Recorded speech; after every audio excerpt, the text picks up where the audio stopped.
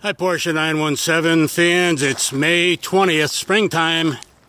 So I came out here to uncover the car to get ready to make it ready for spring.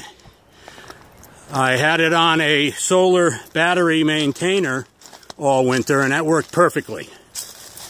And one of the things I have to do this year is there's a wire going from the Megascore computer to the temperature sensor, water temperature sensor.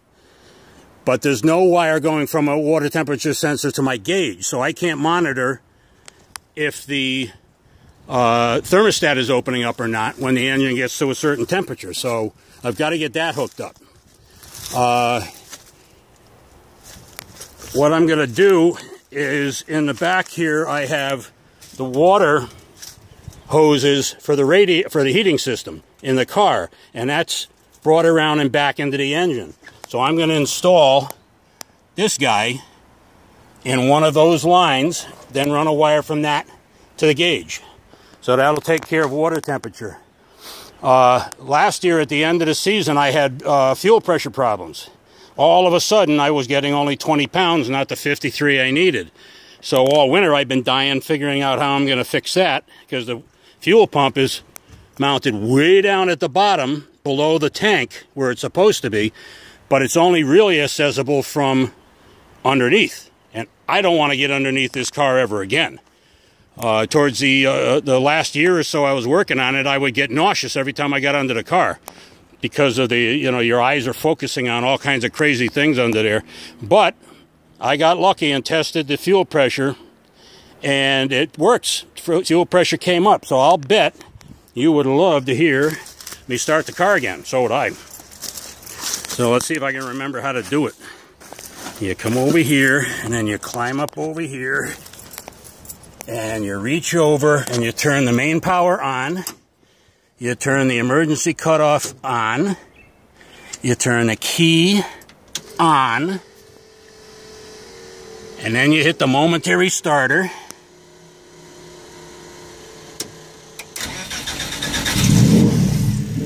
Ooh, what was that? What do I hear?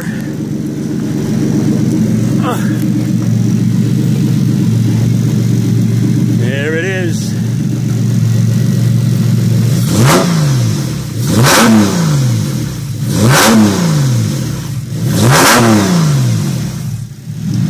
Sounds good to me.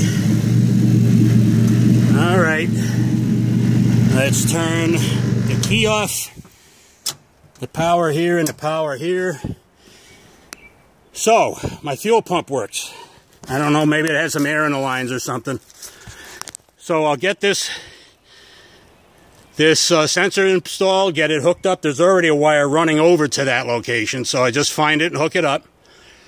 And then what I got to do is, when I was backing the trailer up here this spring, last fall, I backed into that rotten log and broke the trailer light, so I have a set of LED lights to put on the trailer. And I also bought a 5,000-pound Harbor Freight winch to put on here. So, I mean, it's so tight getting the car in the trailer to driving it in, could create a lot of damage.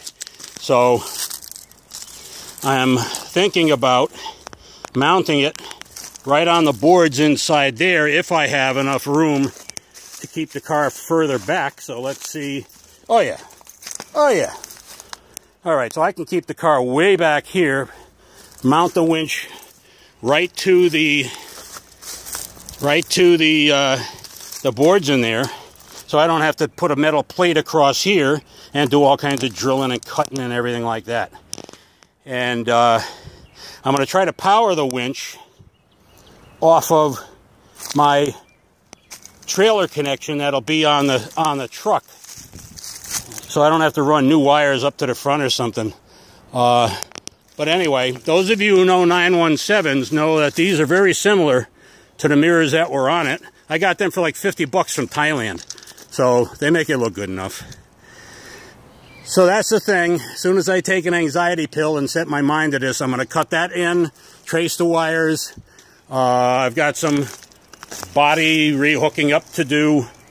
I'll pull this trailer out, fix the lights, and install the winch. And I got to figure out what I'm going to attach the winch to pull it in here. I didn't mount, I had so much to do. I didn't mount anything in here. I've got 2 tubes right here that I could get, but that would be at an angle. Of course, I could mount the winch at an angle too. That doesn't matter. So I'll probably do something to hook onto those tubes so I can pull it right in. I have to buy another STP decal for here, because even though I have it lined up with these lines, kind of like it's sort of, Joe Sifrit's car was much bigger. So I'm going to measure that. I think that's 20 inches. I'm going to get like 2 feet. Because the first thing I see when I look at this car and compare it to the real car is that decal is too small.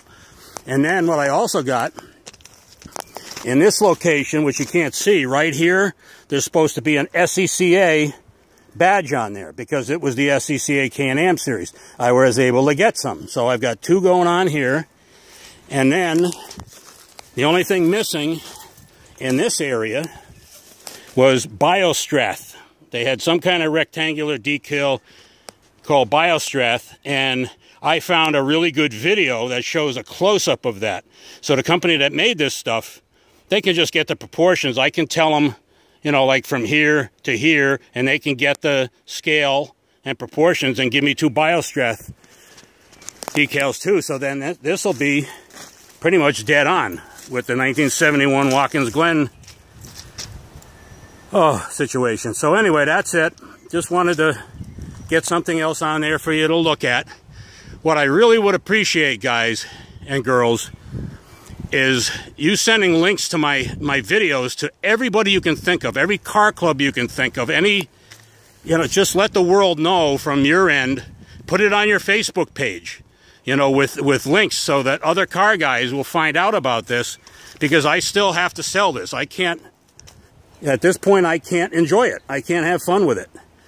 I have to sell it. So I'm going to get it running. I'm going to try to get it to some autocrosses and track days, and like at Thompson in Connecticut, I might be able to get it in there. That's a little more informal than Lime Rock.